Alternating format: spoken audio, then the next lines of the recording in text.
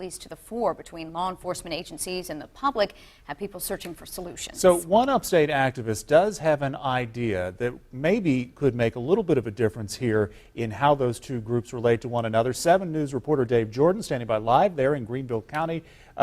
Tell us about the details of this idea, Dave. Well, Gordon, the gentleman's name is Paul Guy. He's the executive director of Beyond Differences, and you can see him over my shoulder right now collecting signatures for a Citizens Review Board panel, and he's hoping to present this before the county council later this week. The events of last week once again pushed the issue of police brutality and deadly force back into the national spotlight.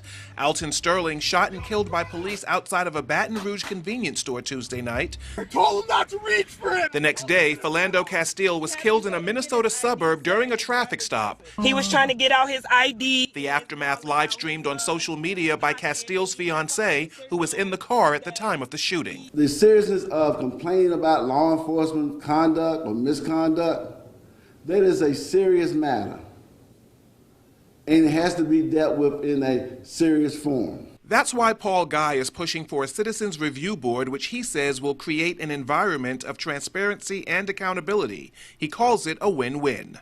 The Citizen Review Board gives law enforcement officers or gives deputies a platform of protection against false accusations. Guy's proposal would force County Council to form a board of about 7 to 11 people. The board would review cases of alleged misconduct and refer the findings to the county attorney for review.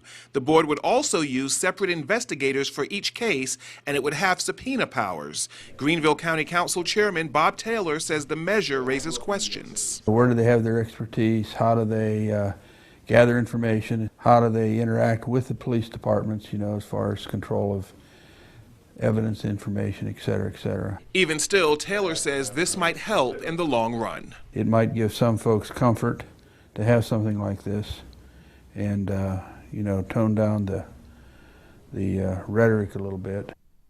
And Paul Guy says he based his proposal off of San Diego's Citizen Review Board. Again, he's planning to take this before the county council later this week. We are live outside County Council.